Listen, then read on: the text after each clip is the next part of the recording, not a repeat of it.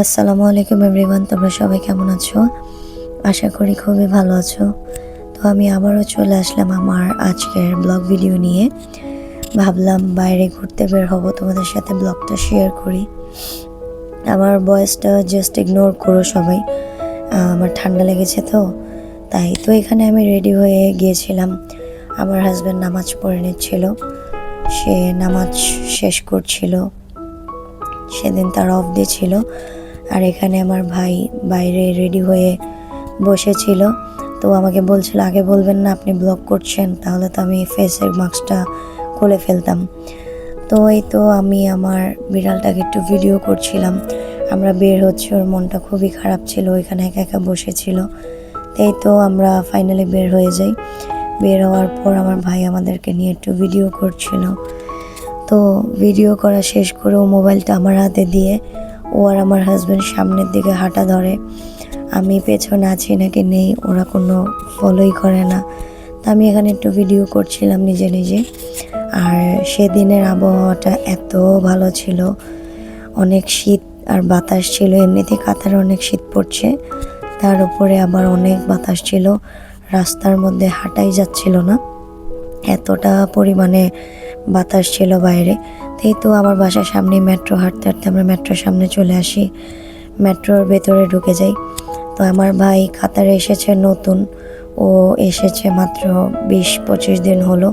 তো তাই ভাবলাম ওকে একটু বাইরে ঘুরিয়ে নিয়ে আসি, আর রাস্তাঘাটও ভালো করে সব কিছু বুঝিয়ে দিই, চিনিয়ে দিই। তো এই তো মেট্রোর ভেতরে আমরা হাঁটতে হাঁটতে চলে যাচ্ছিলাম। আমি বরাবরের মতোই আমার মেট্রো কার্ডটা বের করে নিলাম। এই তো আমার মেট্রো কার্ড, আমি এটা পাঞ্চ করে নেব। এই তো আমি মেট্রো কার্ড পাঞ্চ করে চলে যাচ্ছিলাম মেট্রো ট্রেনের দিকে।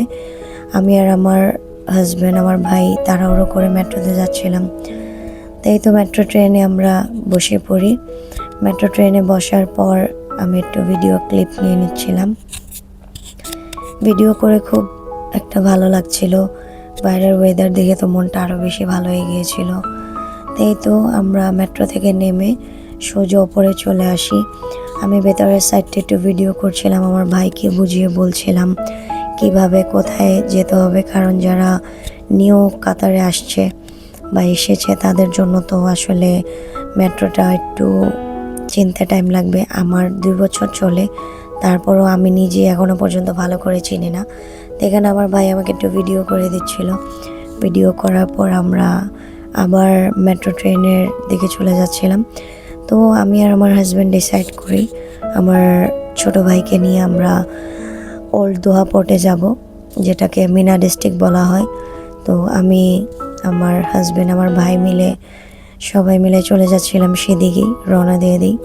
আমি মেট্রোতে বসে আমার ভাইকে ভিডিও করছিলাম। আসলে ফ্যামিলি ছেড়ে এত দূরে এসেছে, ওর মনটা খুবই খারাপ ছিল, তাই ভাবলাম ওর মনটা একটু ভালো করার ট্রাই করি। তা আমরা মেট্রো ট্রেন থেকে নেমে সোজা মেট্রোর ভিতর দিয়ে চলে গিয়েছিলাম ন্যাশনাল মিউজিয়ামের সামনে। খুবই সুন্দর ওয়েদার ছিল, দেখতেও খুব সুন্দর লাগছিল। আর মেট্রোর ভেতরে ঢুকলে কিছু কিছু মেট্রো লাইন আছে যেখান দিয়ে আপনি ডাইরেক্টলি মিউজিয়ামে, কর্নিশ পার্কে, এগুলোতে ইজিলিভাবে যেতে পারবেন। তাই তো আমি এখানে একটু বাইরের ভিউটা ভিডিও করছিলাম। ওয়েদারটা খুবই খুবই ভালো লাগছিল, আর দেখে মনেই হচ্ছিল না যে মানে বাইরে এতটা কুয়াশা পড়ছিল। তাই তো আমি বাইরে থেকে মিউজিয়ামটা একটু ভিডিও করছিলাম। ভাবলাম বাইরে একটু ঘুরে আসি, আমার ছোটো ভাইয়েরও ভালো লাগবে, আমারও ভালো লাগবে, কারণ সেদিন আমার এমনিতেও খুব একটা ভালো লাগছিল না, আর হাজব্যান্ডেরও অফ ছিল। তাই ভাবলাম যে ছোটো ভাইকে নিয়ে একটু ঘুরতে বেরোই, কারণ ফ্যামিলি থেকে বের হয়ে প্রবাসে আসলে আদতেও কেমন লাগে সেটা এখন নিজে কিছুটা হলেও ফিল করতে পারি। কারণ আমি ফ্যামিলি থেকে 1 বছর যাবৎ এখন অনেকটাই দূরে। তো এখানে মিউজিয়ামটা আমি একটু ভিডিও করে নিচ্ছিলাম। মিউজিয়ামটা অনেক বড়, দেখতেও খুব সুন্দর লাগছিল। এখানে ফুল গাছ লাগানো ছিল, সেটাও আমি একটু ভিডিও করে নিচ্ছিলাম। দেখে মনে হচ্ছিল যে ফুলের বাগান। তো মিউজিয়ামের সামনেই এই ভিউটা, মিউজিয়ামের থেকে 10-5 মিনিট হেঁটে আসলেই এই সুন্দর পার্কটা এখানে মানুষ রাত্রে হাঁটতে আসে, ফ্যামিলি নিয়ে আসে, যারা ভিজিটর আছে তারা আসে। এই পার্কটা দেখতে খুবই সুন্দর, আরও বেশি ভালো লাগছিল। শীতের মধ্যে বাইরে বাতাস ছিল, হালকা হালকা কুয়াশা পড়ছিল, তাই দেখতে আরও বেশি খানিকটা সুন্দর ছিল, ভালো লাগছিল। তো এই তো আমি পার্কটা একটু ঘুরে ঘুরে ভিডিও করে নিচ্ছিলাম, আমার ভাইকেও দেখাচ্ছিলাম, কারণ ও নতুন এসেছে, ও যেহেতু আনইজি ফিল না করে, একটু বেটার ফিল করে, সেজন্য আমি আর আমার হাজব্যান্ড ওকে নিয়ে বাইরে বের হয়েছিলাম। তো আমার ভাই এখানে দাঁড়িয়েছিল, ও কিছুই বলছিল না, ও খালি হাসছিল। তো আমরা হাঁটতে হাঁটতে যখন ওল্ড দোয়াপটের দিকে চলে যাচ্ছিলাম, এত বাতাস আর এত কুয়াশা পড়া শুরু হয়, সামনের রাস্তায় কিছুই দেখা যাচ্ছিল না। তোমরা নিজেরাই ভিডিওটা দেখলে দেখতে পারবে, আসলে এতটা কুয়াশা পড়ছিল, দূর দূরের কিছুই দেখা যাচ্ছিল না। আর তার উপরে আমি কোনো শীতের কোনো কিছু পরে যাইনি, কারণ যখন আমরা বের হয়েছি তখন অতটা শীত লাগেনি, গরমই লাগছিল। কিন্তু বের হওয়ার পর যে বাতাস আর কুয়াশা পড়া ধরেছিল, মানে বলার বাইরে, খুবই শীত লাগছিল। ওয়েদারটা ভালো লাগছিল, কিন্তু প্রচুর ঠান্ডা পড়ছিল সেই দিন। তা আমি এখানে একটু ভিডিও করছিলাম, আমার হাজব্যান্ড বলছিল চলো রাত হয়ে গেলে আর ওল্ড দোহাপটে যেয়ে ভালো লাগবে না।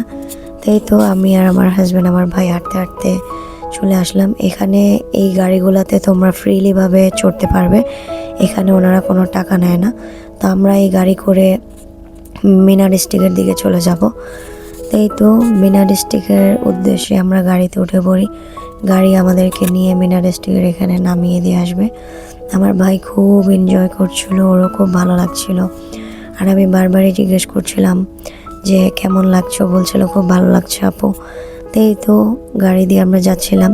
মিনা ডিস্ট্রিক্টের পাশেই ছিল বক্স পার্ক, সেটা আরেকটা জায়গা, সেটাও অনেক সুন্দর একটা জায়গা। তো সেখানে আরেকদিন প্ল্যান করব যাওয়ার। তাই তো আমরা আস্তে আস্তে মিনা ডিস্ট্রিক্টের দিকে চলে আসি। এখানে অনেক সুন্দর সুন্দর কালারিং বিল্ডিং ছিল, যেগুলো দেখতে খুবই ভালো লাগছিল। আসলে মিনা ডিস্ট্রিক্টের মধ্যে তোমরা যদি ভিজিট করতে চাও, তাহলে আমি একটাই সাজেস্ট করব, তোমরা দিনের বেলা যেও। পিকচার বলো, ভিডিও বলো, সব কিছুই অনেক সুন্দর আসে দিনের বেলা। রাত করে ওরকম একটা ভালো আসে না। যাদের আইফোন, যাদের স্যামসাং ফোন, তাদের ভিডিও তো খুব একটা ভালো আসে, কিন্তু যাদের নর্মাল ফোন, তাদের ভিডিও রাত করে বেশি একটা ভালো আসবে না। তাই তো আমি হাঁটতে হাঁটতে উপরে চলে আসি। এইখানে কালারিং বিল্ডিংয়ের মধ্যে প্রিন্ট করা ছিল, খুব সুন্দর করে আর্ট করা ছিল, যেগুলো দেখতে খুবই ভালো লাগছিল। এর আগেও আমি মিনা ডিস্ট্রিক্ট গিয়েছিলাম, ওল্ড দোয়াপটে গিয়েছিলাম, কিন্তু এরকম আমি ভিডিও করতে পারিনি। তো ভাবলাম যে আজকে ভিডিও করি। তো এখানে আসার মূল উদ্দেশ্য হচ্ছে, আমরা ভিডিওতে টিকটকে দেখছিলাম, অনেক জায়গায় দেখছিলাম ওল্ড দোহাপটে এই পাখিগুলোকে, মানে সবাই খাবার দেয়, পাখিগুলো সবার কাছে আসে খাবারের জন্য পানির পাশে। তো এখানে সাথে রেস্টুরেন্টও ছিল, খুব সুন্দর একটা ভিউ। যারা এখানে খেতে বসতো তারা এখান থেকে পাখিগুলো দেখতে পাচ্ছিল, পাখিগুলোকে খাবার দিতে পারছিল। খুব সুন্দর একটা ভিউ দেখতে পারবে। এখানে পাশে অনেকগুলো রেস্টুরেন্ট ছিল, কফি শপ ছিল, ভালো ভালো রেস্টুরেন্ট ছিল। তো আমার হাজব্যান্ড এখানে ভিডিও করছিল, আমি একটু ভিডিও করে নিচ্ছিলাম। পাখিগুলো এত সুন্দর লাগছিল, যেটা বলার বাহিরে। কিছু কিছু পাখি তো পানির ওপরে বসেছিল। তো আমি আসলে জানি না এই পাখিগুলোকে কি খাবার দিতে হয়। তো সাইডে দেখলাম অনেকে এই রেস্টুরেন্টদের মধ্যে বসে খাবার খাচ্ছিল, আর এই পাখিগুলোর যে ভিউটা সেটা এনজয় করছিল। আমার কাছেও অনেকটা ভালো লাগছিল, আমিও ভিডিও করছিলাম।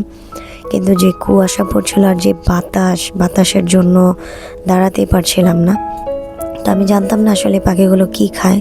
আমি ফ্রেঞ্চ ফ্রাই নিয়ে ওদেরকে খাওয়ানোর চেষ্টা করি। ওরা খাবার আমার হাত থেকে নিচ্ছিল, আমার হাজব্যান্ডের হাত থেকেও খাবার নিচ্ছিলাম। বলছিলাম আমাকে দাও, আমি খাওয়াই। আমার হাজব্যান্ড এটা ভিডিও করছিল। তো আমার হাজব্যান্ড আমাকে বলে যে তোমাকে ভিডিও করে দিয়েছি, এখন আমাকে আর আমার শালাকে ভিডিও করে দাও। তো আমার ভাই, আমার হাজব্যান্ড এখানে যায়। এখানে আরেকটা জিনিস হচ্ছে, এখানে ফ্যামিলি ছাড়া কেউ ভিজিট করতে পারে না। গার্লফ্রেন্ড, বয়ফ্রেন্ড বা আউটসাইডের যারা ছেলেরা আছে, তারা এখানে, আমি যতটুকু শুনেছি, তাদেরকে ভিতরে ঢুকতে দেয় না। তো এখানে আমি আমরা ফ্যামিলি ছিলাম, সেজন্য আমরা এসেছি।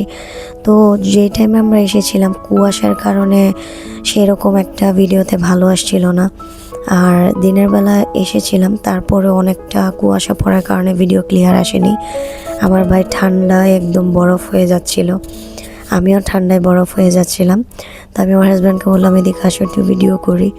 মানে জাস্ট ভিউটা দেখে মনটা এত ভালো হয়ে গিয়েছিল বলার বাহিরে। আসলে কিছু কিছু মুভমেন্ট থাকে লাইফে যেটা একদমই ভোলার মতো না। এটা আমার একটা ছোট্ট ড্রিম ছিল, আমার হাজব্যান্ড যেটা পূরণ করে। আসলে বলতে গেলে আপনার শ্বশুর বাড়ির লোক যেমনই হোক না কেন, চারপাশের পরিবেশ যেমনই হোক না কেন, আপনার জীবনসঙ্গী যদি ভালো হয় তাহলে লাইফে আমি মনে করি চোখ বন্ধ করে তার হাতটা ধরে সারা জীবন চলা যায়। আলহামদুলিল্লাহ আমার লাইফে আমি বেস্ট একজন মানুষ পেয়েছি জীবন সঙ্গী হিসেবে।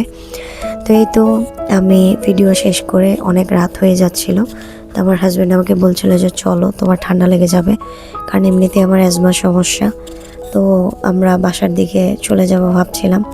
তারপর এখানে ভিডিও করছিলাম, তো আমার হাজব্যান্ড বলছিল আমি একটু ওয়াশরুমে যাব।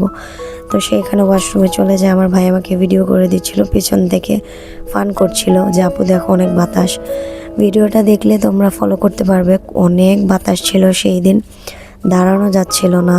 যেমন কুয়াশা পড়ছিল তেমন বাতাসের চাপ অনেক বেশি ছিল। তো আমরা এখানে ঘোরাফেরা শেষ করে এখানে হাঁটতে হাঁটতে চলে যাচ্ছিলাম। এখানে মাছ বিক্রি করে, তারপরে সাথে রেস্টুরেন্ট ছিল। বাইরে থেকে রেস্টুরেন্টে খাবার খেতে আর বাইরের ভিউ দেখতে খুবই সুন্দর লাগছিল। ওল্ড দোহা পোর্টে আগে এই সবগুলা ছিল না ভেতরে, কিন্তু ওই দিন গিয়ে দেখলাম যে সবগুলা নতুন ভেতরে করা হয়েছে। ছোট ছোট কিছু কিছু সব রেডি করা হয়েছে। তো এগুলো দেখতে ভালো লাগছিল। সবচেয়ে বেশি যেটা ভালো লাগছিল যে দেয়ালের মধ্যে সুন্দর করে কিছু কিছু জিনিস আর্ট করা, প্রিন্ট করা, সেগুলো আরও বেশি ভালো লাগছিল। এখানে কাতারিরা, ফ্যামিলিরা সবাই মানে আসে ভিজিট করার জন্য।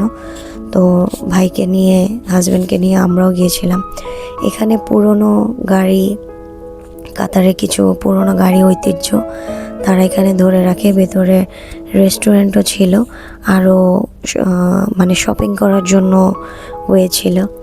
তো সব কিছু মিলিয়ে ওল্ড দোহা পোর্ট ঘোরার জন্য বেস্ট একটা জায়গা, আর খুব সুন্দর একটা ভিউ পাবে তোমরা সেখানে গেলে। রাত্র করে অনেক সুন্দর লাগছিল, কালারিং বিল্ডিংগুলো দেখতে আরও বেশি ভালো লাগছিল। এখানে গেলে আসলে মুড অফ থাকলে হাজব্যান্ড বলো, বয়ফ্রেন্ড বলো, তোমরা এখানে যেও ভিজিট করো, ভালো লাগবে। তো আমরা বিল্ডিংয়ের ভিতর থেকে বের হয়ে বাসার দিকে চলে যাচ্ছিলাম, কারণ অনেক ঠান্ডা পড়ছিল। তো বের হয়ে দেখি গাড়ি আছে, তো আমরা গাড়ি করেই চলে যাচ্ছিলাম। আমার হাজব্যান্ড বলছিল যে আমাদেরকে মেন গেটে নামিয়ে দিয়ে আসতে। তো এই তো আমরা গাড়িতে উঠে যাই।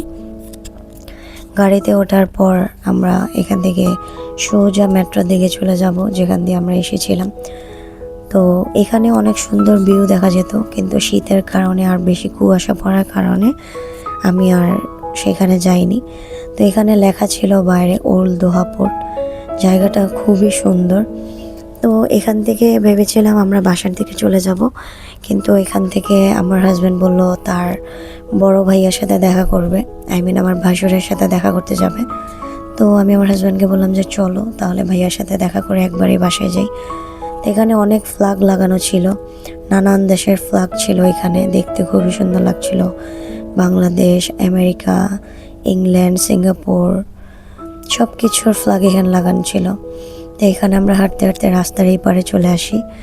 কাতার মিউজিয়ামের সামনে চলে এসেছিলাম হাঁটতে হাঁটতে, অনেকটা পথ হেঁটে এসেছি। হেঁটে আসার পর এখানে আমরা ভেবেছিলাম যে আমরা একটু মিউজিয়ামের ভিতরে যাব, মিউজিয়ামটা দেখব, কিন্তু এখানে 7টা বাজে, 6:30, 6:15 এরকমই মিউজিয়াম বন্ধ হয়ে যায়, যে জন্য আমরা মিউজিয়ামের ভিতরে ঢুকতে পারিনি। তো এই তো আমরা বসে ওয়েট করছিলাম। এখানে আমার ভাসুর চলে আসে, আমার হাজব্যান্ডের বড় ভাই। তো সে এখানে তার ভাইয়ের সাথে কথা বলছিল, কথা শেষ করে আমরা বাসায় চলে যাব। আর এখানে আমি এতিমের মতো বসে বসে ভিডিও করছিলাম। তো এখানে সব কাজ শেষ করে আমার হাজব্যান্ড তার ভাইয়ের সাথে কথা বলে ফাইনালি আমরা বাসার দিকে চলে যাচ্ছি। আমার আজকের ব্লগ ভিডিওটা এই পর্যন্তই। সবাই ভালো থাকবে, সুস্থ থাকবে। আসসালামু আলাইকুম এভরিওয়ান, আল্লাহ হাফিজ।